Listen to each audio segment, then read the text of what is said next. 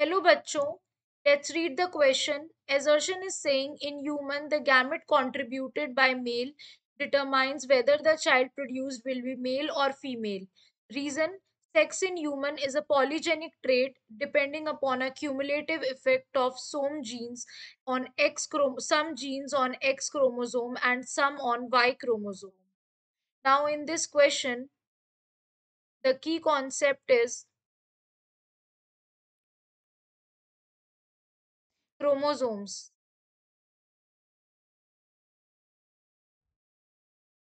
Basically, chromosomes are thread-like structure. These are thread-like structure located inside the nucleus,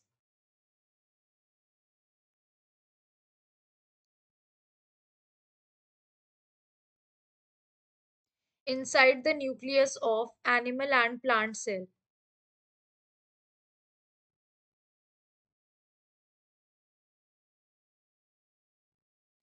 And plant cell. Each chromosome is made up of protein and a single molecule of DNA. ये जो chromosome होता है ये किसका बना होता है? ये बना होता है प्रोटीन का और a single molecule of DNA का.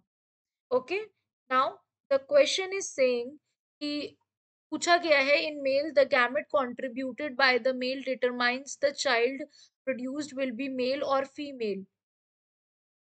So basically according to this, first of all we have known that human females have double X chromosomes. Human female में कितना होता है?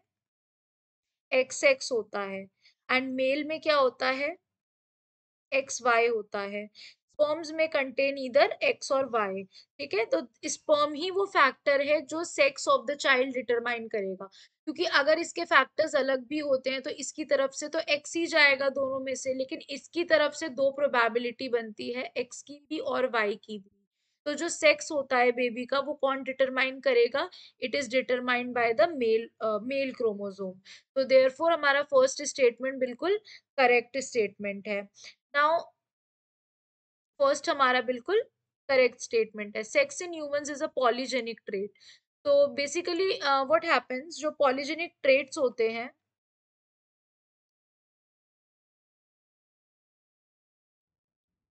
these are the genes which interact to have an effect on same character.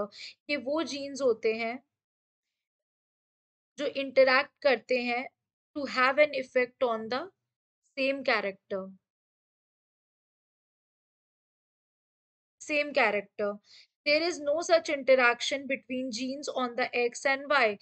कोई interaction नहीं होता है ऐसा genes में on the X and Y chromosome. The presence of chromosome decides the sex of the child. यानी कि जो presence होती है क्रोमोसोम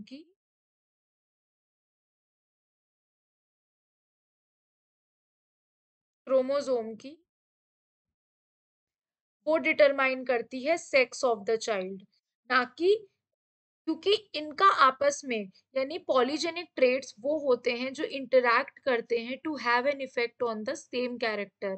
ठीक है, लेकिन इनका ऐसा कोई इंटरैक्शन नहीं होता है between X and Y chromosome.